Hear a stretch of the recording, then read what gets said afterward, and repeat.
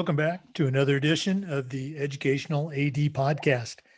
We couldn't do these without the incredible support of our sponsors, and we want to take a moment to say thank you to all of them. First, thanks to our diamond sponsor, Varsity Brands, including BSN, Herff Jones, and Varsity Spirit. Varsity Brands, elevating student experiences in sport, spirit, and achievement. We also want to say thank you to our platinum sponsors, including Vital Signs, bring student achievements to life. Gipper, sports graphics made incredibly simple. Ephesus Lighting, innovating a brighter future at every level. Camp Mobile, where leaders communicate better. And Hometown Ticketing, simple and easy online ticketing. Thanks to all of our great sponsors. Welcome back, everyone, to another episode of the Educational AD Podcast. Our guest today is Kari Avila. She is a certified athletic administrator, and she's the director of athletics at Salome High School in Salome, Arizona. Kari, welcome to the podcast. Thank you for having me. Oh, well, we're very excited. As we were talking before we came on, it's a busy time for athletic directors, so we're going to jump right into it. We always like to let our listeners have a chance to get to know our guests. So tell us a little bit about yourself, where you grew up, where you went to college, and maybe how your love of sports led to this position in athletic administration. All right. So I was born and raised in Salome, Arizona. We're about 100 miles west of Phoenix. My dad ranches. My mom works at one of the schools. That's kind of how small towns are. Everybody works at a school or on the farm. I went to Salome High School where I work. I was a frog. I attended Phoenix College. I attended Arizona State University. I never planned to move back here. It's one of those small towns where the kids can't wait to leave.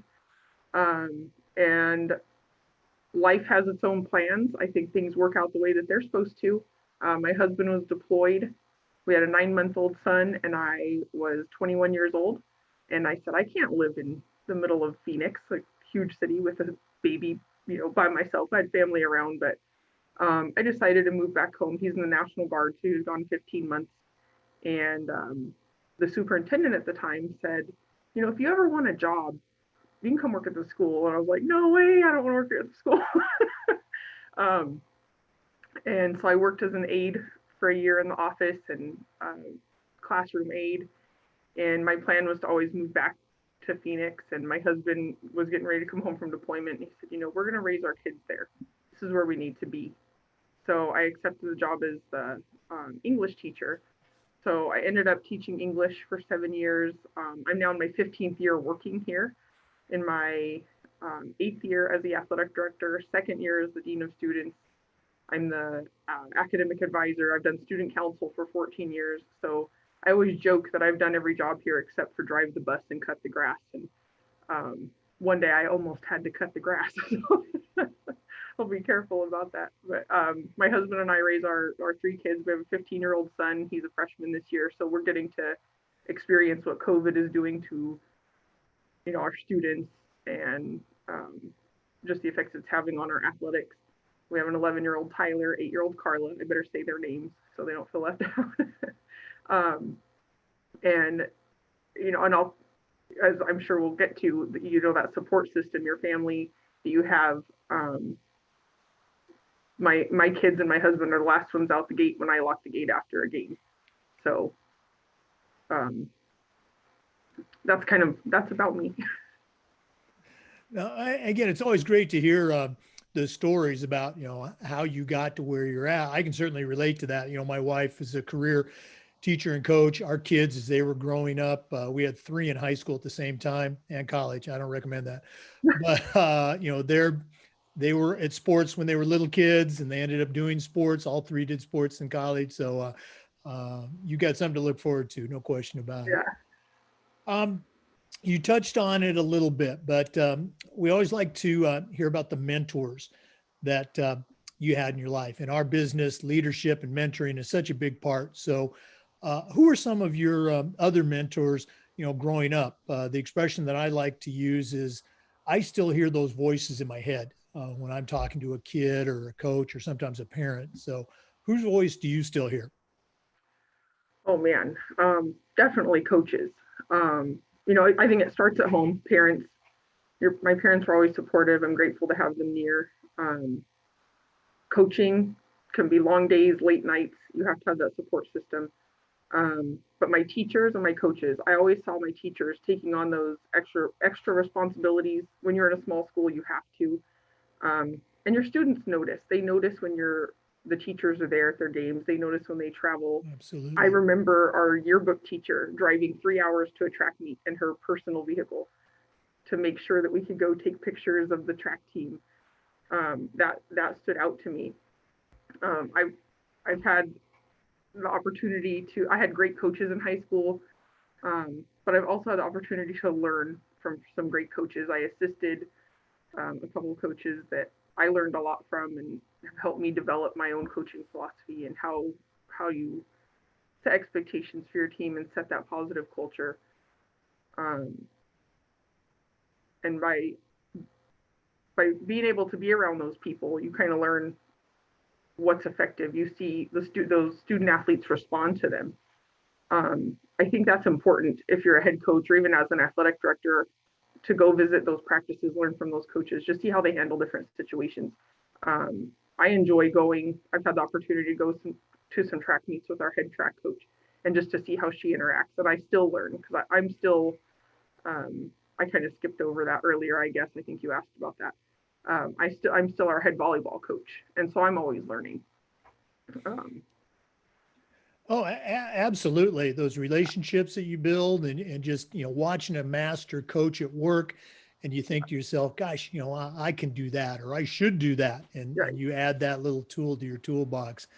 Plus the dean of students, goodness gracious. I took a break from being an AD for 2 years and served as dean at one of our schools and really enjoyed it. But I found out I liked being a dean, but I loved being an athletic director. So I took a position at another school as an AD. So my hat's off to you wearing all those hats. That's definitely my favorite part of the job, being athletic director. I would say, like, currently, my biggest mentors have been other ADs, other athletic directors. Our previous superintendent is still someone I reach out to. He was our athletic director. He was my high school basketball coach. He was a basketball coach that I was able to assist. I learned a ton from him. Our current basketball coach says he's glad he got to assist for him because, he'd pull you aside and say, now in this situation, you do this. I'm just grateful to have a list of athletic directors from around the state and the country that I consider friends. I can call them, I text them. I have a question, or I just need confirmation. I need some encouragement. Am I making the right call here? Um, when I knew it was a possibility that I might get this position, I said, I'm a female. That scared me. It did scare me to take on the job as a woman. And I was told it doesn't matter. You attend everything, you meet everybody you can, and the advice has served me well. So having that the athletic directors that just not, and I say across the country, I literally mean across the country. I know that's how I met you in the spring. I was in one of your webinars while all in quarantine, and I reached out to you. Hey, I really liked your PowerPoint, and um, I just think it's invaluable to have those connections and build those relationships. Oh, I mean, the networking and now with, Zoom and the workshops, et cetera, is just tremendous. Just before we came on the air, Kari was Zooming with her state as far as return to play. So share a little bit with our listeners about your journey with your state association and also, with NIAAA, you're getting your certification, kind of walk our younger ADs through that process. How did that all play out? All right. So I think I should go back and say how I became the athletic director. So um, there's kind of a joke with some of our ADs in schools my size. You won't find an application for this position with my name on it. Um, I became the athletic director when our superintendent moved on. when he was athletic director, and there was somebody that was there for a short time, and there was a fellow coach and we found there aren't a lot of co-athletic directors. And we got called in November and said, hey, the job's open and you both got it. So we don't have an assistant AD here. We don't have a secretary. It's the AD and the coaches. So I got to spend about a year and a half. We called each other our my co-AD, Chris. I'm so glad I got to learn on the job with somebody like him. I miss him. But we kind of we get this email from Joni about the AIAAA. Well, what's the AIAAA? You can go to that. You should go. So we went. I think it was 2015. That's when I really started to get involved. Arizona hosted the national conference in 2017, and at that point I was on the board. So I'm the AIAAA 1A representative, and I just was like, what's going on? I didn't know what national conference was, and I got to help plan one. So that was really fun. Getting to meet all the great people that are part of the NIAAA. It was so surreal. You witness the opportunities that are offered, and you get to take it all in. And it was like that. Am I really part of such a great organization? And people are coming up to you and going, oh, this is a great conference. And I'm like, did I really take part in this? But that's when I really started to understand the importance of the networking and furthering myself professionally. So I began taking those LTI courses. I took advantage of the webinars, like I said, in the spring.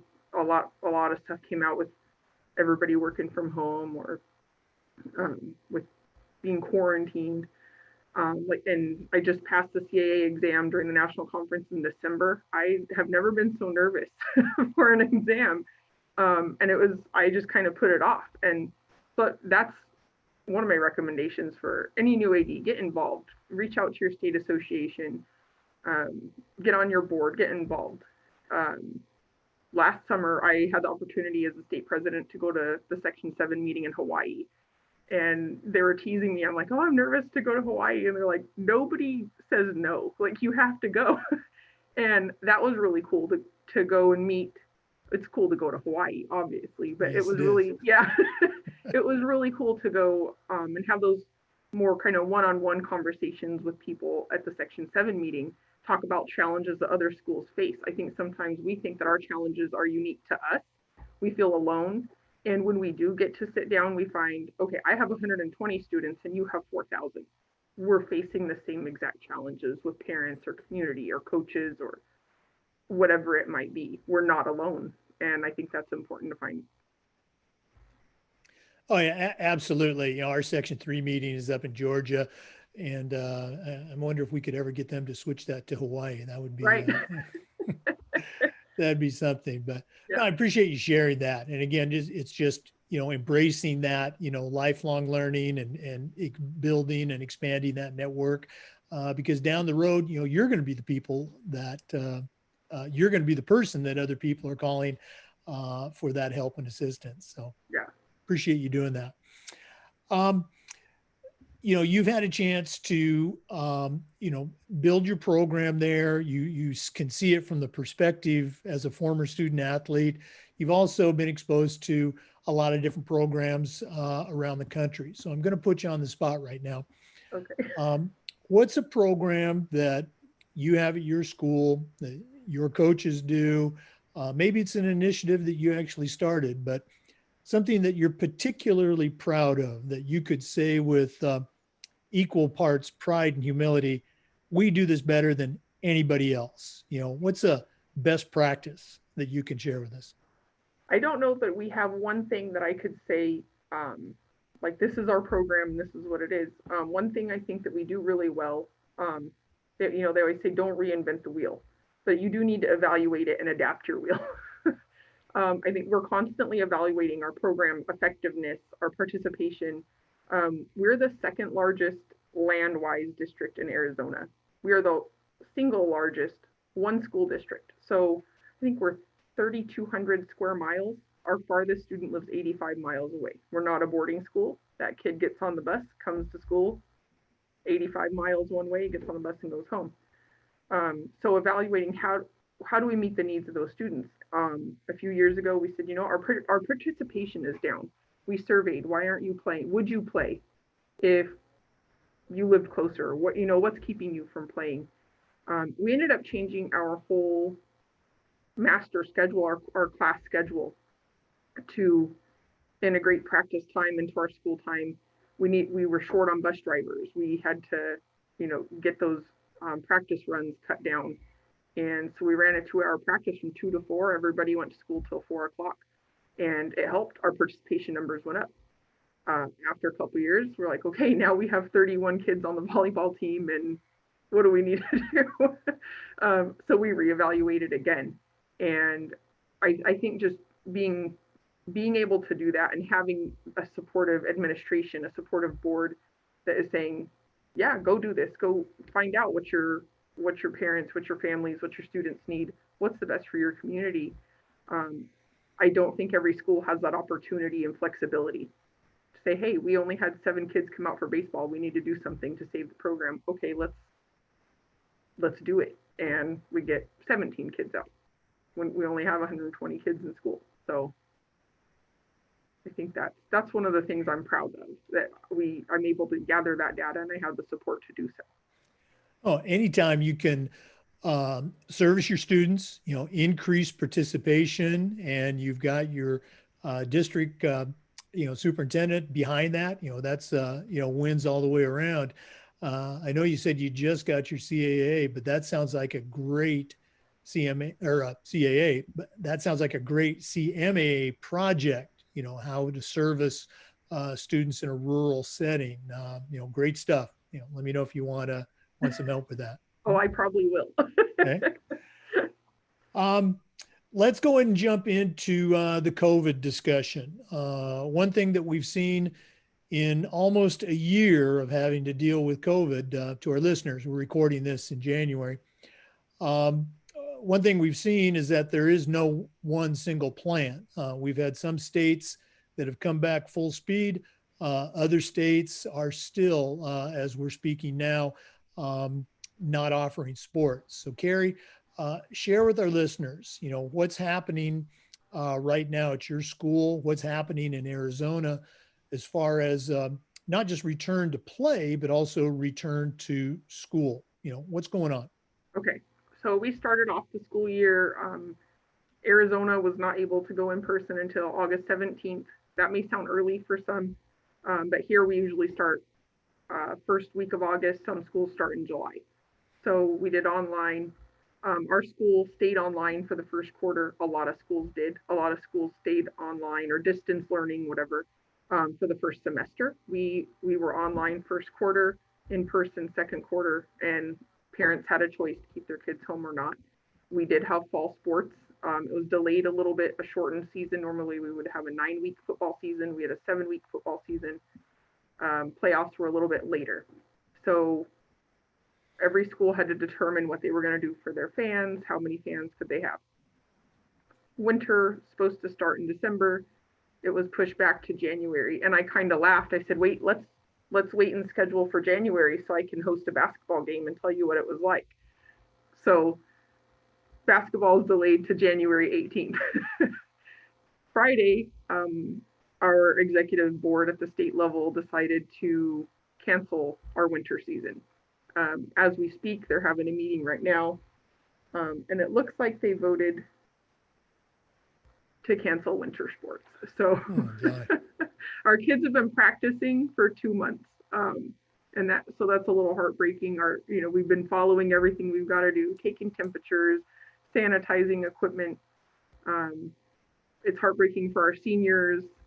It's for all of our student athletes. But we have some schools that are in session right now. We're online. Tuesday, the 19th, we're coming back to school in person. But I think nobody really has the right answer on what to do. For the decision to cancel, I mean, is Arizona experiencing, spiking or higher infection rates? I mean, what's the reasoning for that? The word is that Arizona this week has the highest number of cases per capita in the world. So I thought I heard that same thing applied to a different state just yeah, a couple of days ago, but yeah, yeah, that's yeah. been my frustration. And again, in Florida, we delayed for a month. We normally start August 1st, and we're done with fall sports. We're into winter, and things are pretty much progressing. But um, even back in August, when they were talking about a delay, you would see here's a state that we're going to go ahead. We're going to do sports. We're going to come back to school. And they have metropolitan areas, they have rural areas, they've got it all. And an adjacent state right next to them, same demographics, they've gone 180 degrees the opposite way. We're shutting down. And both states, this was the frustrating part for me, both states are citing their own sports medicine advisory committee recommendations. And my gripe was that science should be a little more consistent. Okay, I understand that let's say Arizona is different from Florida or Rhode Island or something like that, but these are two adjacent states, Mhm. same demographics. So, gosh, I feel bad for you. I feel bad for your kids. Well, now I take that back now. I got another message that says somebody changed their vote. So I guess it's not final yet. Well, Nothing's final ever right now. this is going to be airing in March. So hopefully by the time people are listening to this, Arizona's up and running and, all the kids are out there Yeah. safely. Yeah. Yeah. I think we're trying to protect spring sports at all costs, really. I think that's the goal. That's what we lost out on. Oh, absolutely. Nobody Yeah. wants to go through that for any sports, but let alone, have spring take that double whammy. Okay. Right. Um, Kari, another question we've been asking the athletic directors since we started this, about 6.5 months ago, has to do with this idea of social awareness and social justice. And my question is this, what are some things that we can do as athletic administrators? What are some things that we can do better with our kids, with our programs in this area of, social awareness? I think the number one thing is to listen and be aware. Listen to your athletes, listen to your parents, listen to your community, listen to the concerns of your school community. It's being aware of what their desires are, but not just necessarily what they want, but also in the best interest of your student athletes, again, your parents. Um, I think just having that awareness. Have you seen anything, or have you guys done anything specific with your coaches, or your kids, or community in this area that other schools might benefit from? We have not. I know Arizona has we have a new initiative, the Inside Out initiative, um, that's kind of rolling out. But I would like to get more of those things for our coaches to start with. We only have 6 head coaches. We have 8 sports, 6 head coaches, and I'm one of them. So we have a really small coaching staff. So whenever we do need something or have something, it is kind of easy for us to get together. But no, we have not implemented anything official like that, Okay. unfortunately. Well, again, you're probably doing a good job with your kids that it hasn't been, that much of an issue that you've had to deal with it. But Yeah. again, as you mentioned, you've got a network out there. Feel free to reach out if you're looking for some resources on that. Yeah. Let's go ahead and lighten it up a little bit. Okay. I also ask our ADs, what's your favorite part of the job? Oh, And yeah. after 65 interviews, they all said the same thing. Oh, it's the kids. And of Yeah. course, it should be the kids. Why else are you an athletic director if you don't love working with kids? But if we acknowledge that you love your kids and that's a big part of your job satisfaction, what are some other things that get you excited about coming to work each day? What do you really love about the job? So, and my favorite part is I do love being involved in my community. This is my home. This is my school. I take great pride in it. So getting to be a part of the school that is the most involved in the community in athletics, that's my favorite part. I get to know, like you said, the students. I get to know our athletes. When they first come to school, I see them come in as a little 14-year-old, and then I see them graduate, and I'm there bawling my eyes out at their graduation. Um, I build those relationships with them and their families. I That's my favorite. It's those their parents. I see them out and about. I can see them in the store. I know them. We've built those relationships. Um, and the networking. I look forward to coming to work and getting to talk to other people that are doing what I'm doing, the friendships that I've made, the relationships that I've built with them, and knowing, now it's so different. Just over the last 15 or 20 years, I think we see all the bad things with social media. There's so much positive. I get to go and meet those parents and become friends with them. And I follow their athletes too. I'm not just following mine now. They're at rival schools. I'm cheering for their kids a state playoff game because I've been watching them play. Or I've known them since they were in middle school because they were on the sidelines watching their older brother or sister play. And that's just really, really cool when that kid runs up and they're like, hey, and they're like, oh, somebody goes, oh, you know them, they're from the other school. Yeah, I know their parents and I follow them when, they went on vacation. um, so getting to build those relationships, not just in my own community, but with other athletic directors and their families and their coaches and their athletes. It's just a really unique thing to be a part of that I don't think everybody gets to do. You're absolutely right. And, I started out, I spent my first, let's say 15, 16 years, public schools, big public schools. I went to a big public school and then coached college for a while. And then the last 25 years or so have been at, smaller, private, and some Christian schools. And it's as you said, a very unique experience that I wish everybody had a chance to be a part of, those relationships, whether it's with your coaches or with the people in the community. You just can't find it anywhere. So I know exactly what you're talking about when you talk about those relationships. Yeah. Kari, this has been great catching up with you, but we're not done yet. Okay. We always like to wrap up with what we call the athletic director's toolbox. Now, you're certainly an experienced AD, very successful AD, but right now I'm going to challenge you to send out a brand new athletic director on their very first job. Okay. But I'm only going to let you put 3 things in their toolbox. Okay. What 3 items are going to go in Kari Avila's athletic director toolbox? All right. Number 1, network. I know I've said that throughout the last 30 minutes. Network. Um, I have a joke. I wrote a thing about how the first phone call I got as an athletic director, I was like, I don't know this guy, and I went to my boss, and he said, "That's your guy. If he calls, you answer, and if you need something, I'm going to call him out. He's Lee Haas from Fort Thomas." And if he doesn't know it, he's the person that I was told when you have a problem, call him. He'll help you out, and he does. So network. Find those people that have your long list of people, but have your short list. Those people you can call on a Sunday night at 10 o'clock, have a problem, and they're going to answer. Get involved in your state association and the NIAAA. That's if you can't figure out how to network, that's going to do it for you right there. Number 2 is communicate. You've got to communicate with your coaches, your admin. You have to communicate with your administrators. They don't want to be surprised by anything. Communicate with your parents.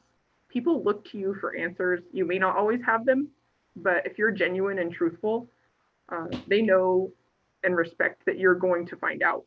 You might be the person getting those calls late at night, but it's because you are open and you can communicate, and you'll find out what people want to know, and they do put that trust in you as the athletic director.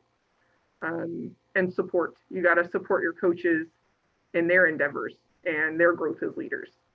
I wouldn't be in this position if somebody didn't encourage me and support me. And I'm so grateful for that.